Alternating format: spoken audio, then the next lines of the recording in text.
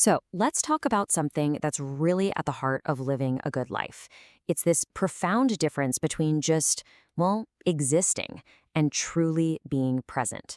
We're going to dive into what we call the gift of presence and the quiet, heavy cost of the unlived life. We're kicking things off with this piece of advice from, of all people, a Roman emperor, Marcus Aurelius.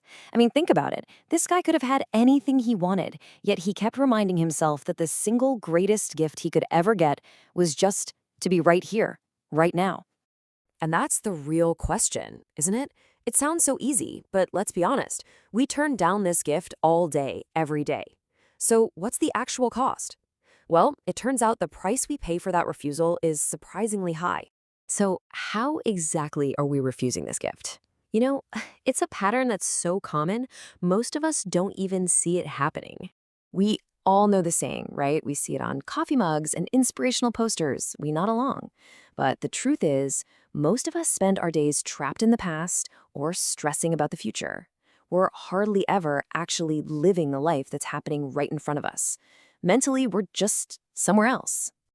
And here's the thing, constantly refusing to be present, well, it has some pretty serious consequences. Author Stephen Pressfield has a great name for it, the pressure of an unborn life.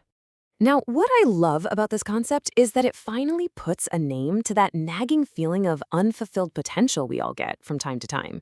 It's not just some vague sense of dissatisfaction. Pressfield says it's a real force, like a body of work stuck inside you, just begging to get out. And this is absolutely crucial. Trying to ignore this feeling, that's not a passive thing. You can try to pretend it's not there, but that internal pressure, it doesn't just fade away. In fact, it does the opposite. It builds. It gets stronger. So where does all that bottled up energy go? I mean, it has to go somewhere, right? It doesn't just vanish.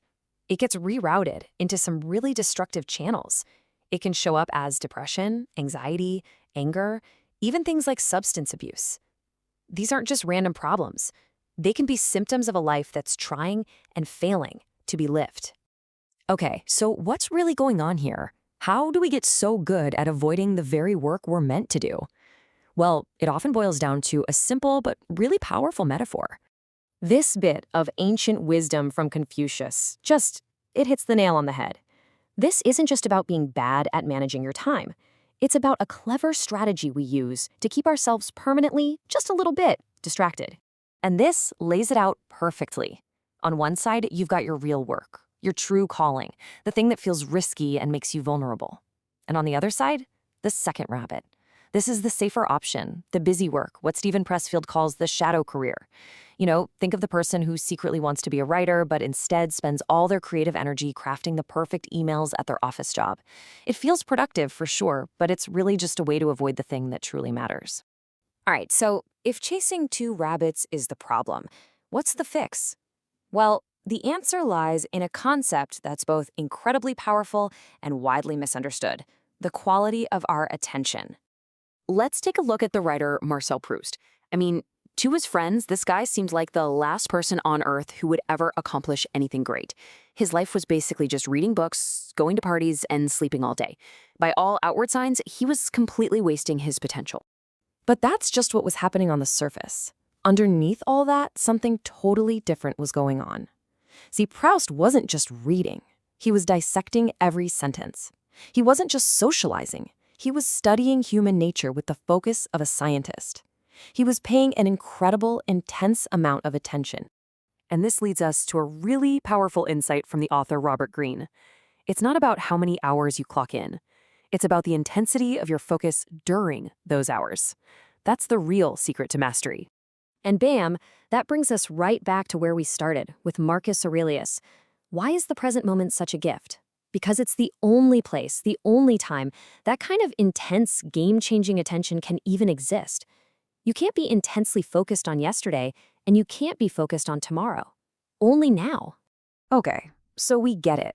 The present moment is where the power is. But how do you actually do it? I mean, knowing you should be present is one thing. Actually being present, especially when the pressure's on, that's a whole other ballgame. It's about learning how to take the shot. You know, we can actually learn a lot from top athletes here. First step, When the pressure gets high, our first instinct is to rush. The pro move is to do the opposite. Slow everything down. Second, stop worrying about whether the ball goes in the hoop. Focus on the process, on the shot itself. And third, that anxious feeling you get, reframe it. It's not a sign to back down. It's a signal that what you're doing is important. It matters.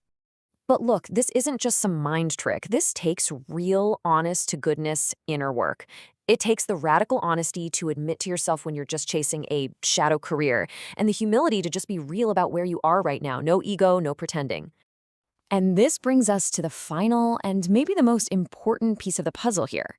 It's a massive shift in perspective that we can call the paradox of fullness.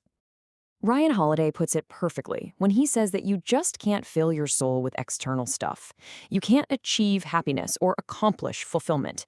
That nagging feeling that you're not enough yet, you're not going to solve it by getting more things. And here it is. This is the big paradox. The drive to do your real work, to create something meaningful, it doesn't come from a place of lack, like you're trying to fix something that's broken inside you. No, it comes from a place of fullness. It's an expression of the person you already are. So think about what this means. That pressure you feel from the unlived life, it's not a punishment, it's not a sign that you're inadequate or falling behind. It's the natural, healthy signal of a complete person bumping up against their true purpose. It's a sign you're actually on the right track. Let's wrap up with this amazing Spanish proverb. The wind does not reach the one who does not move. The gift of the present moment, it's always there, waiting for you. But you have to accept it. You have to make a move. You have to take the shot. So I'll leave you with this. What's the shot you need to take right now?